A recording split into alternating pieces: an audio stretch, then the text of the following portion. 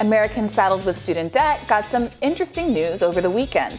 President Biden is aiming to erase $10,000 per borrower. The details aren't final, but according to the Washington Post, the plan would apply to those earning less than $150,000 in the previous year, or less than $300,000 for married couples filing jointly.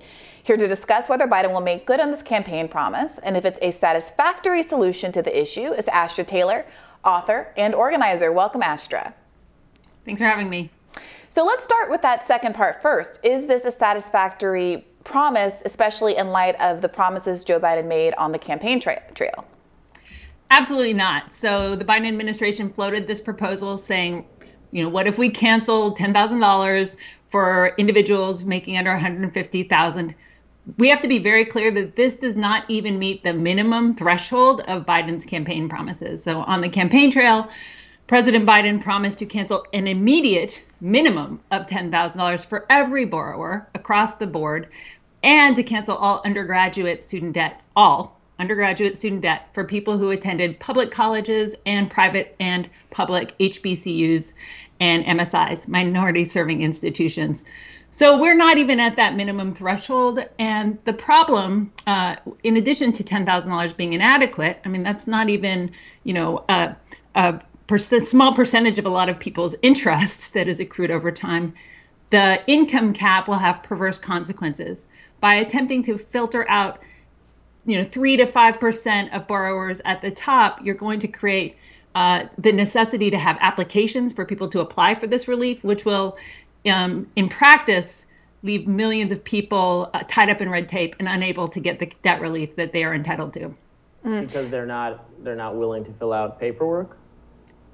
The problem is people won't know that they're supposed to apply. And the problem is it's hard for people who are low income to prove their lack of income. They're non-filers, right? They don't file their taxes. As a matter of course, that's how it's supposed to be. So we know that other programs, what happens as a result of these sort of administrative hurdles is that people are left behind. The very people who are supposed to benefit, who are being targeted, are actually left out because of these onerous applications. And we see that again and again. And unfortunately, because of privacy restrictions, the Department of Education cannot just automatically get people's tax information. This is not like the stimulus checks or the child tax credits that can go through the Treasury. Unfortunately, there is this administrative barrier. Yeah, we've seen a lot of, I think, bad faith arguments put forward about how this is a regressive program. And of course it's not, right? People who took out student debt are people who couldn't afford definitionally to pay for college, and people with more debt are people who were even less able to pay for college on the whole. But why isn't there a conversation, if people really do believe that this is regressive, about simply taxing the rich if they think that there are in fact rich people who are getting a giveaway? Absolutely. If you want to engineer for equality, which I think we should do, then we can do that by making the tax code more progressive instead of trying to turn a student debt relief into a means to do that. And again, doing it in a way that would have these perverse consequences of leaving the most needy borrowers out. So 100%, the solution is clear, which is don't worry about who gets debt relief. Do it automatically, do it universally, make it simple and legible to the American public, and then tax on the other side. And I think your point about the interest is an important one to lay at home. I think that most folks don't really appreciate that the interest rates that they're enjoying for their home loans, for instance, have been lobbied to be much more reasonable than the interest rates that most student borrowers are subjected to. People in my generation are routinely subjected to an 8% interest rate, which means that if you took out, let's say, six-figure debt to go to school, that is, you easily accrue $10,000, even closer to $20,000 of interest in a single year. What are the implications for that in terms of the $10,000 cancellation? I've heard people argue that it's basically a giveaway to the loan servicers without actually changing the principal, diminishing the principal for borrowers.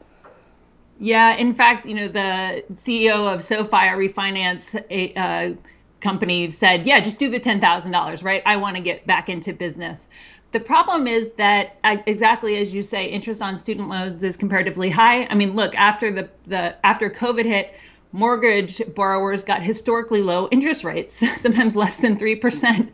Student debtors don't get the equivalent of that. And as a consequence, a lot of people are trapped in negative amortization, right? So they are unable to keep up with payments as the program was designed.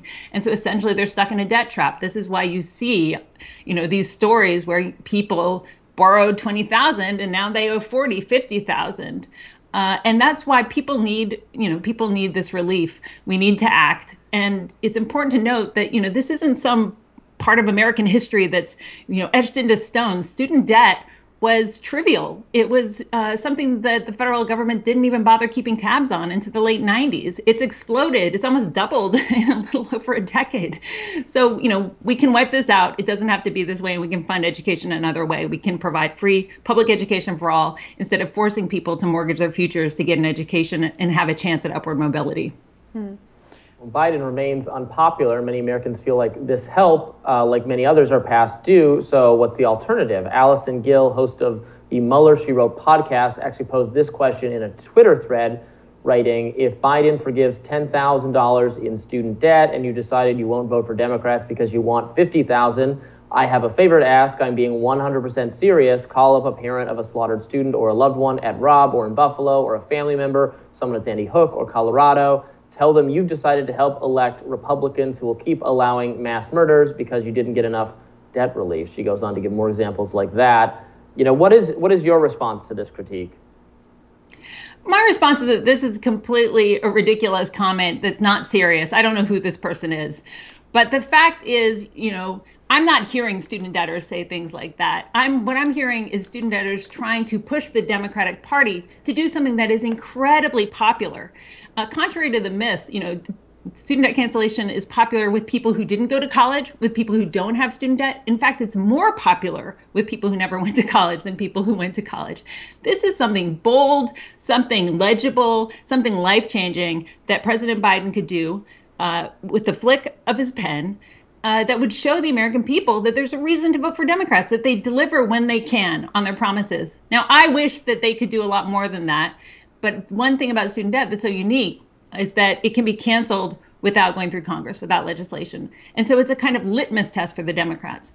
Unfortunately, instead of doing this and delivering for people in a pandemic, in a moment of rising inflation, what you saw was the Democratic establishment, get behind a candidate in Texas who is anti-choice and pro-NRA. And so the Democrats have a duty to, do something that galvanizes the public, that mobilizes their base instead of demoralizing them further. And so that's what we're pushing. That's what we're pushing the Democratic establishment to do. And I just want to say that last week there was a letter released, signed by 530 organizations, saying they want debt cancellation. And the Texas State Teachers Association signed that letter after the crisis evolved. And so what you see from that is that, real people, teachers, nurses, doctors, all sorts of people who are living in the crisis of this moment are saying we need debt relief. This is an important issue for us. So I think, that tweet is wrong. Yeah, Astra, you mentioned that you didn't know who that woman was after a little internet digging that people did because they were so frustrated by her thread and how grotesque it was for her to lay the blame of all these policies at the feet of student debtors.